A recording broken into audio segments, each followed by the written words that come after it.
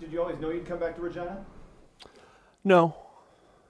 I think it was kind of a dream of mine. I think growing up in Regina as a 7-year-old, I wasn't dreaming of playing the NFL or going to the Super Bowl. I was dreaming of playing for the Riders.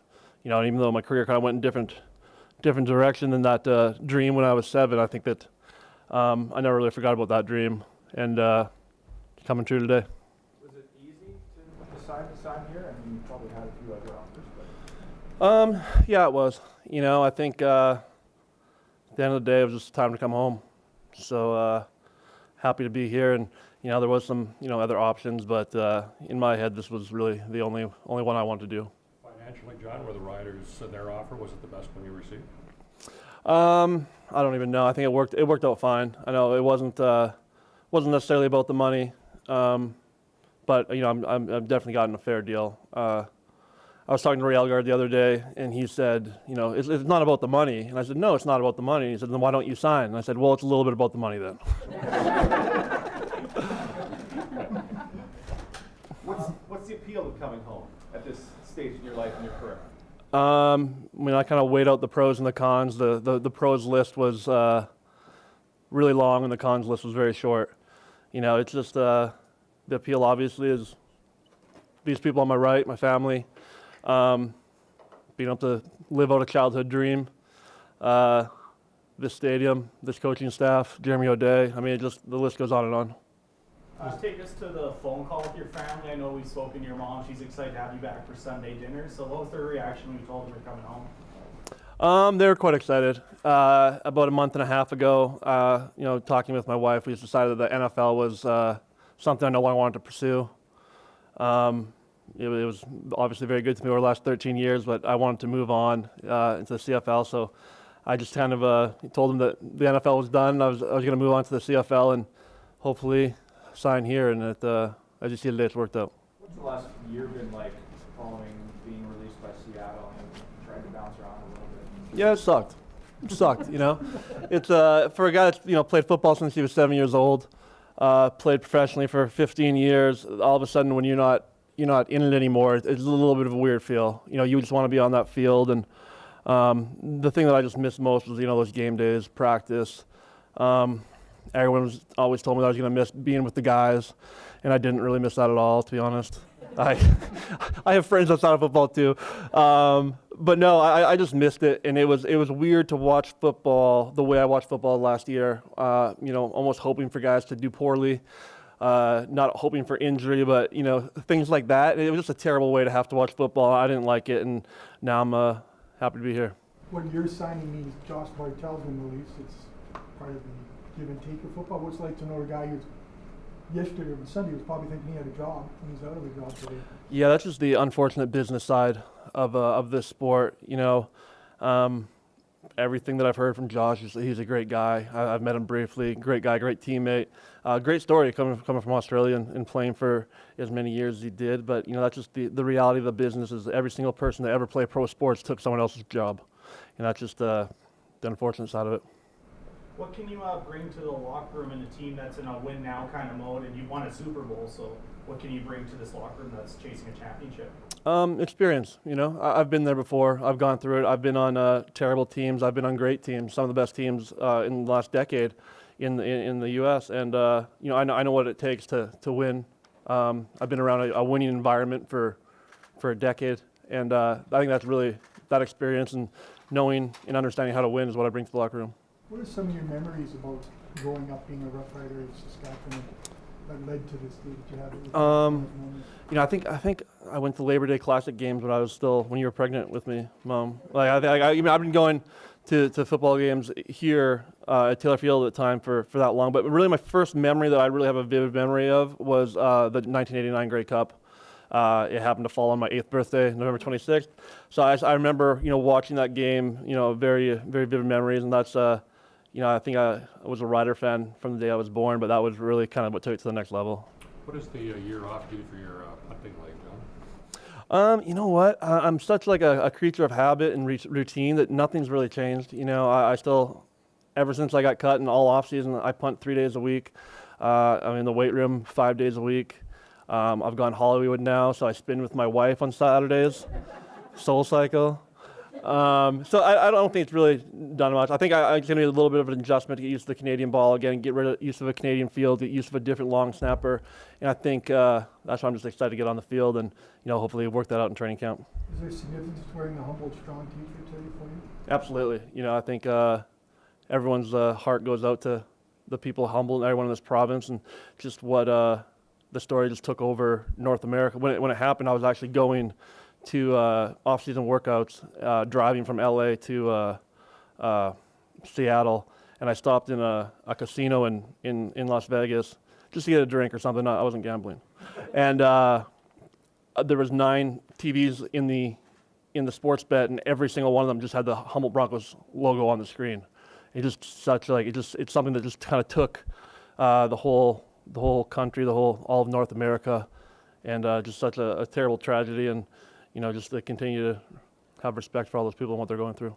No disrespect to the position, but there has never been this kind of reaction or attention given to the signing of a punter. How does that make you feel? It's pretty special. Just honestly, just coming home, and I was got to play in Seattle for the last 10 years, and the way those people treated a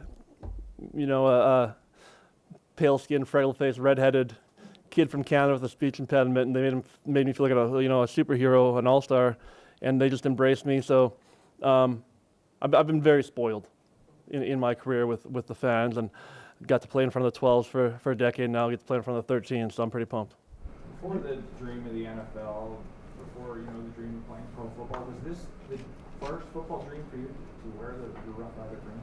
100%. Yeah, when I was 5, 6, 7, 8 years old, it was never my dream to play in the NFL. It was always my dream to play for the Riders. And the way my career went, I could have absolutely no complaints. It's been amazing. I've been so happy. I've done things I never could have dreamt that I would have been able to be a part of and be able to do.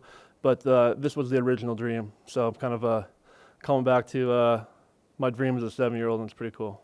Being drafted by Winnipeg hurt you a little bit back then? Were you kind of hoping that? To be honest, when you're in that situation, young 22-year-old guy, you're just looking for a shot, no matter where it is. My heart was in Saskatchewan, but I knew that my shot was going to be elsewhere, and Winnipeg was tremendous to me, and really again gave me a stepping stone to the NFL. So I'm forever indebted to them, and had a great experience there. Why do you think fans connect with you? I don't know. Because it happened in Winnipeg when you were young. Yeah.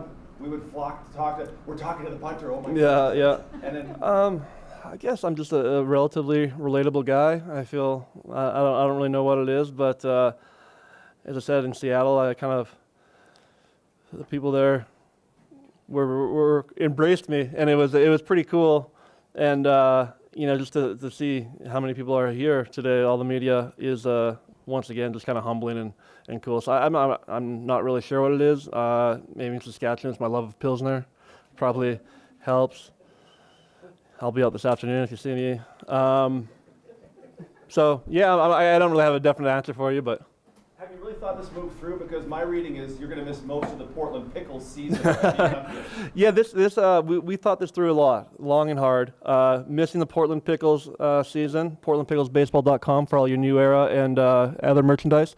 And as well as with my wife acting and stuff, we're going to be apart a lot of the time. She's filming in Atlanta right now, and then Los Angeles after that. So that's all stuff that we talked through. And as I said before, the pros just outweighed the cons, and I'm just so happy to be playing football again. Did you consider the labor situation given the uncertainty heading into training camp? To be honest with you, I didn't, because I'm just not that familiar with it right now. I was focused on my training and trying to get a contract figured out. So that I have to bring myself up to speed on that, to be honest.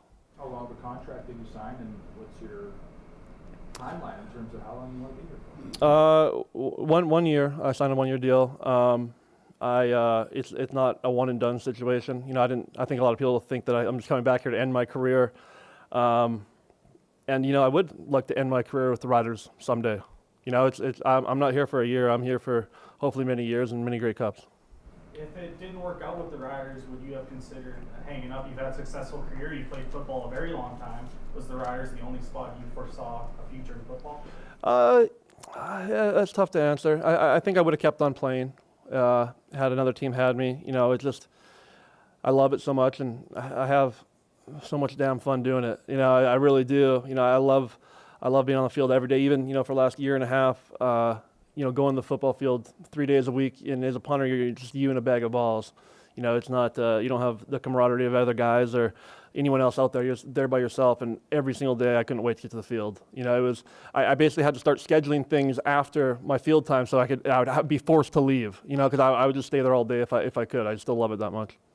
How much have you kept in touch with the CFL game, punting trends in this game? How will it be different from what you've done the last decade? I've kept up with it a little bit. I think guys kind of filled me in when I was at the mini camp for the Riders and for the Argos. They kind of were filling me in on some of the new rules and nuances of it. It definitely has changed a little bit in the 14 years since I've been here.